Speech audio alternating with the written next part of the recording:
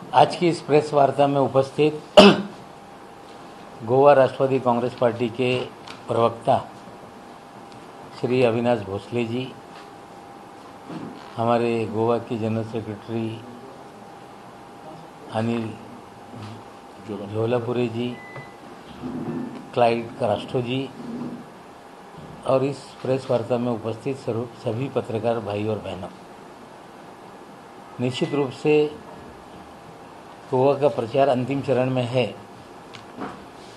और सभी पार्टियों की ओर से प्रचार के लिए गोवा से बाहर के लोग प्रचार के लिए आ रहे हैं।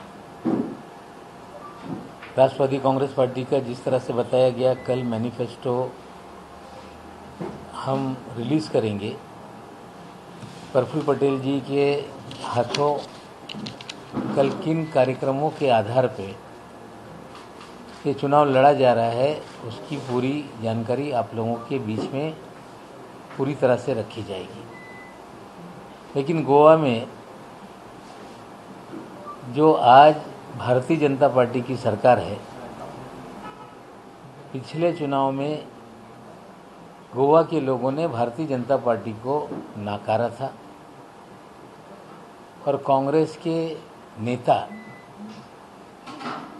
उनका जिस तरह से रवैया रहा,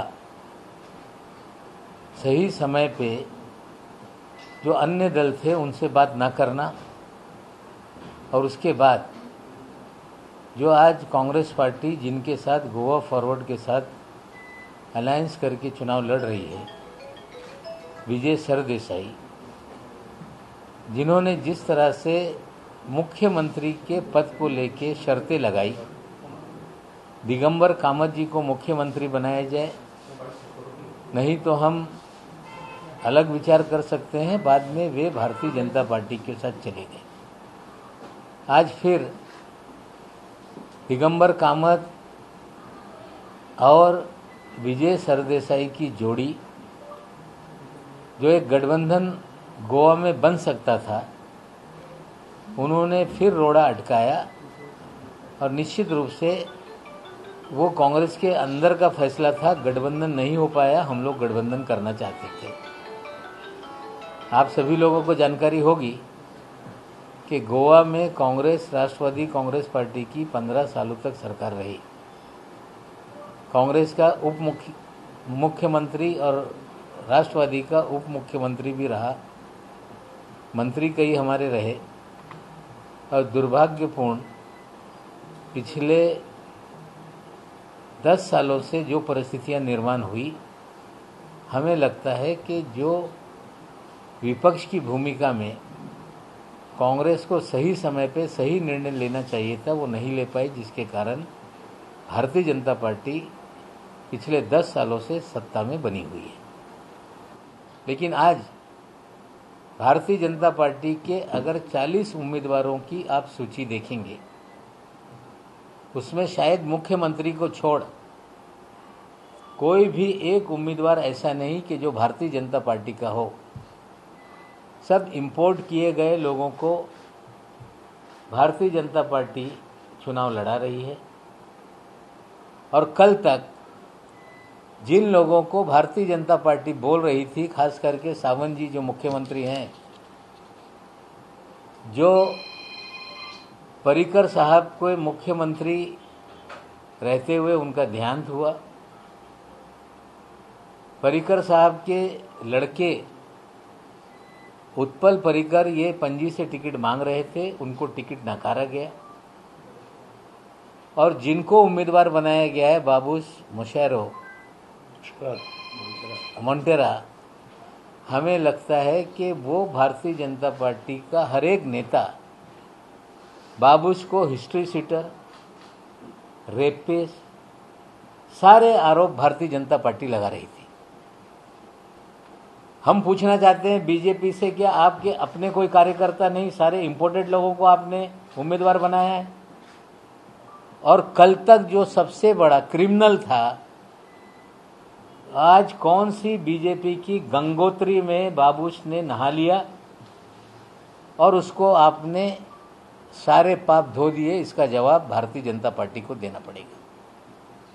भारतीय जनता पार्टी बोलती है कि हम, कल प्रधानमंत्री भी बोले कि हम वंशवाद के खिलाफ हैं। हम पूछना चाहते हैं कि उत्तर प्रदेश में 56 उम्मीदवार ऐसे हैं, या तो उसका बाप कोई नेता था या दादा उसका नेता था। 56 लोगों को वंश के नाम पे टिकट देने का काम भारतीय जनता पार्टी ने अकेले उत्तर प्रदेश में किया है। हम पूछना चाहते हैं, आप वंशवाद की बात करते हो, यहां पति पत्नी की 2 जोड़ी चुनाव में लड़ रही है, बाबूस और उसकी पत्नी, राणे और उनकी पत्नी। तो वंशवाद का ढोंग कब तक देश के सामने रखा जाएगा? भारतीय जनता पार्टी वंशवाद के नाम पे अपना वंशवाद छुपाना चाहती है क्या? जिसको गोवा का इंचार्ज बनाया गया देवेंद्र फडणवीस जी, क्या वो वंशवाद के उपज नहीं है क्या? ये वंशवाद का ढोंग भारतीय जनता पार्टी को छोड़ना पड़ेगा। जनता जो भी लोगों को वोट देती है, जिताती है, उसके कारण वो विधायक हो, एमपी हो, नेता बनते हैं। वंशवाद के नाम पे अगर भारतीय जनता पार्टी की पूरी लिस्ट देखी जाए तो वंशवाद की परंपरा सबसे ज़्यादा भारतीय जनता पार्टी में है। सारे केंद्रीय मंत्री उठा के देखें तो वंशवाद से भरे पड़े हैं। उत्तर प्रदेश में केंद्रीय मंत्री के घर के लोगों को टिकट दिया गया है, और सिर्फ गोवा में वंशवाद का सवाल क्यों है? क्या भारतीय जनता पार्टी के पास अपनी कोई ताकत नहीं? निश्चित रूप से जिस तरह से 5 साल में बीजेपी ने तोड़ फोड़ के शुरुआत में सरकार बनाई, बाद में डिफेक्शन करके कांग्रेस के नेताओं को लेने का काम किया गया, डिफेक्शन करके गोमंतक पार्टी के लोगों को लिया गया, गोवा फॉरवर्ड के लोगों को लिया गया। हमें लगता है कि आज भारतीय जनता पार्टी का अपना कुछ गोवा में नहीं। इस बार जनता तो बीजेपी को हराएगी, लेकिन अगर केंद्र में 24 में सत्ता बदल गई तो हमें लगता है कि एक विधायक की पार्टी गोवा में भारतीय जनता पार्टी बनने वाली है। कुल मिला के गोवा में बेरोजगारी एक समस्या है।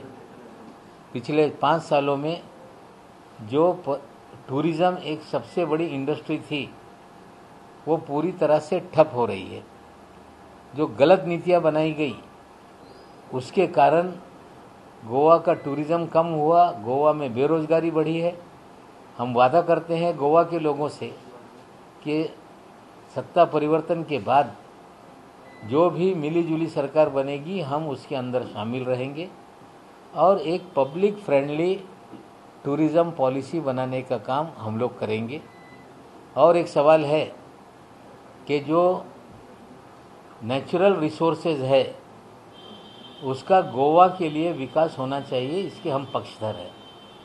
लेकिन नेचुरल रिसोर्सेज का इस्तेमाल करते हुए जो पर्यावरण है उसका भी रक्षण हो, तो इसके लिए भी हम पूरी तरह से जवाबदेही के साथ काम करने का काम करेंगे।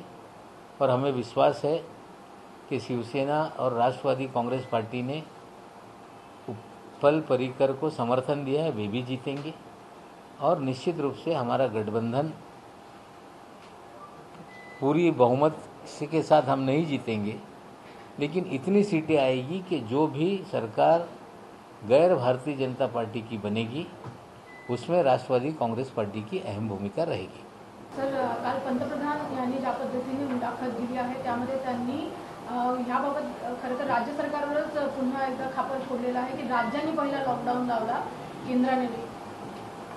मला वाटते की देशातल्या प्रत्येक नागरिकाला माहीत आहे, कोविड जेव्हा जगभरात पसरत होता तेव्हा आम्ही पंतप्रधान आणि केंद्र सरकारला आग्रह करत होतो की तुम्ही जे आंतरराष्ट्रीय विमान सेवा आहे ते बंद करा, आणि केंद्र सरकारने त्याला दुर्लक्षित करण्याचं काम केलं। त्याचा मुख्य कारण होता नमस्ते ट्रम्पचा कार्यक्रम गुजरातमध्ये होता। अमेरिकी राष्ट्रपती यांच्या प्रचारासाठी भारतीय जनता पार्टी आणि मोदी साहेब त्यांनी कार्यक्रम आयोजित केला, ज्यामुळे जे विदेशी विमान किंवा इंटरनॅशनल बॉर्डर सील करण्यात आली नाही, त्यानंतर झपाट्याने कोविड या देशामध्ये पसरू लागला आणि एक दिवस येऊन थाली वाजवा, ताली वाजवा याचा कार्यक्रम त्यांनी जाहीर केला. जनता कर्फ्यू जाहीर करण्याचा निर्णय पंतप्रधान साहेबांनी टीव्हीवर घेतला होता आणि एक दिवस आड संपूर्ण देशामध्ये पंतप्रधान साहेबांनी सगळे अधिकार देशातले हे पेंडेमिकच्या कायद्याच्या आधारावर स्वतः केंद्राकडे त्यांनी घेतला होता. सर्व निर्णय हे पंतप्रधान यांनी स्वतः घेऊन, केंद्राने घेऊन, जर आज ते सांगत असतील की आम्ही काही निर्णय घेतलेला नाही, मला वाटते पंतप्रधान असताना एखादा जबाबदारीने वक्तव्य केलं पाहिजे. जरी पंतप्रधान सांगत असतील की मी काही लॉकडाऊन केलं नाही, पण टीव्हीवर जी घोषणा करण्यात आली, जनता कर्फ्यूची घोषणा असेल, थाली वाजवण्याची घोषणा असेल, लॉकडाऊनची घोषणा असेल, हे सगळ्या घोषणा पंतप्रधान साहेबांनी स्वतः केला होता. आता राज्यांवर खापर फोडताय, म्हणजे जे काही घडलं त्याची पूर्ण जबाबदारी मोदी साहेबांची आहे. त्याच्यापासून कितीही त्यांनी सांगितलं हा निर्णय माझा नाही, ते दिशाभूल करताय आणि सर्व जबाबदारी या देशामध्ये कोविडमुळे जे लोकांना त्रास झाला, लोक मृत्युमुखी पडले, अर्थव्यवस्था या देशातली घसरली, बेरोजगारी वाढली, त्याची पूर्णपणे जबाबदारी हे मोदी साहेबांची आहे. नुसता वॅक्सिनवर फोटो लावून की वॅक्सिन मी लावतो, मेले तर याचा माझा काही संबंध नाही, असा जबाबदारी मोदी साहेबांना टाळता येत नाही.